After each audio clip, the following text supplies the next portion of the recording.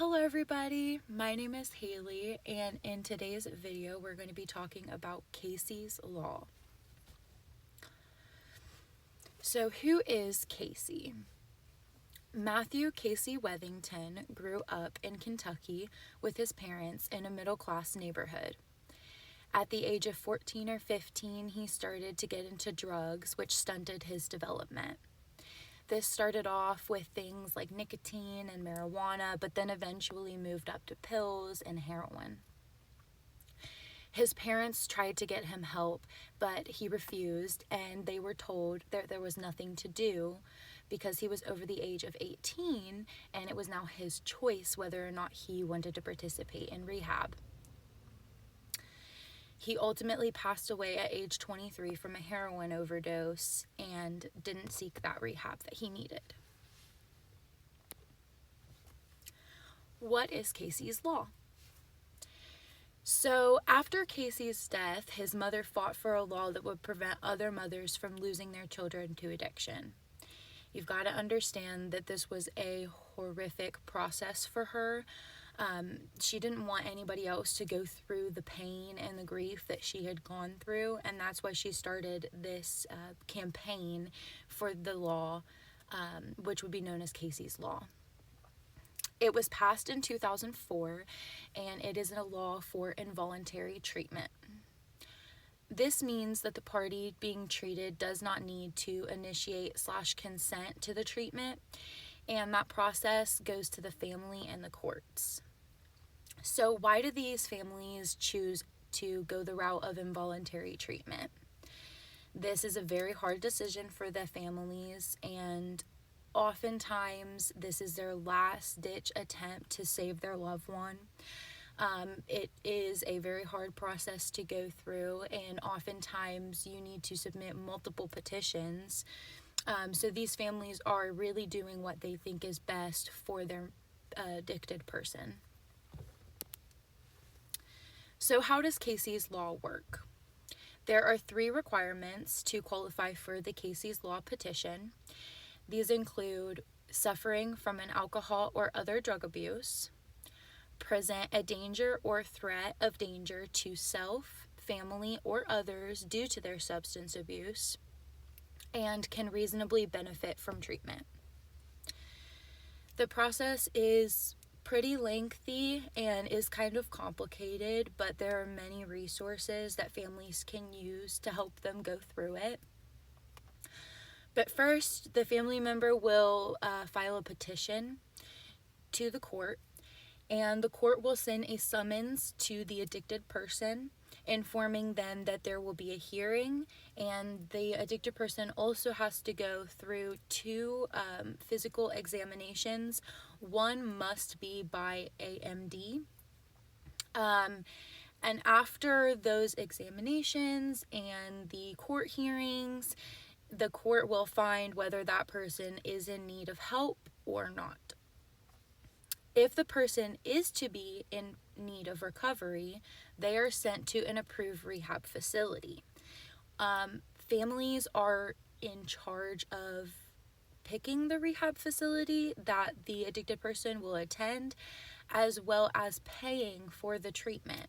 That can be either paid by for the family or the patient with the help of insurance. Some insurance cover these treatment recovery centers, some insurance don't, but ultimately there is no governmental subsidization or help for this type of care. If they do not complete the treatment, the person will be sent to jail for a short period of time. This is used as a sort of deterrent from people leaving the treatment early, and as a sort of way to get them to complete the treatment. Like, if you do not complete it, there will be consequences. Like I said, it's only for a short period of time. Usually they're held in contempt of court. And again, that is just a thing used as like a discipline. So the NASW Code of Ethics, one of the primary goals of a social worker is to help people in need and address social problems. I do believe that this program, well, policy, follows the code of ethics. There are some arguments that this process is unethical, as this treatment is involuntary and that the person that is in treatment is not consenting. There's also some arguments that this treatment is ineffective due to the person not being willing to recover, them not wanting to get better. Oftentimes people say that these people have to hit rock bottom and want to get help in order to succeed. Well, Casey's mother disagrees with this. She says oftentimes people's rock bottom is death. That was the case for her son, and she doesn't want that to happen to anybody else. The main problem that I personally have with this program, partially the involuntary aspect of it, but the main aspect is that the program is completely funded by the participant family and or insurance. This is a hard process to go through. It's an expensive process to go through. There are ranges of different rehab facilities, some being very expensive, some being not so much. But the length of time that these people are sent to the programs can be up to a year long. So you're in a program for a year, that's going to be extremely expensive, and there's no way for these people to get help if they do not have insurance or a family that's willing to help them pay for it. And in my opinion, that would cause more relapses. The stress of, oh, well, as soon as I get out, I have to pay this back. That's going to be very stressful for somebody just coming out of rehab, needing to find a job, needing to get back on their feet. They also have this overcloud of payment hanging over their head. In conclusion, there are many valid arguments for and against this law, but I believe it can be extremely helpful if used in the correct scenarios with the proper oversight.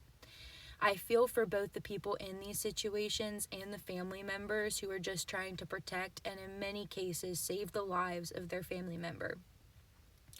Overall, I think the best thing to do for this program's sake is reform, as well as more funding for families and addicts unable to pay for treatment. I think, like I said, the treatment payment is the most stressful aspect of this program, and with it being involuntary, I understand where you can get into sort of the unethical argument, but mental health and addiction is seen now as a mental health issue. So we need to look at these people as somebody in need of help, somebody not in the right mind.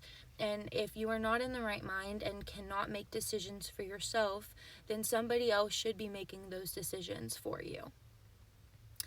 Thank you guys so much for watching my video. I hope you guys enjoyed and have a great day. Thank you. Bye.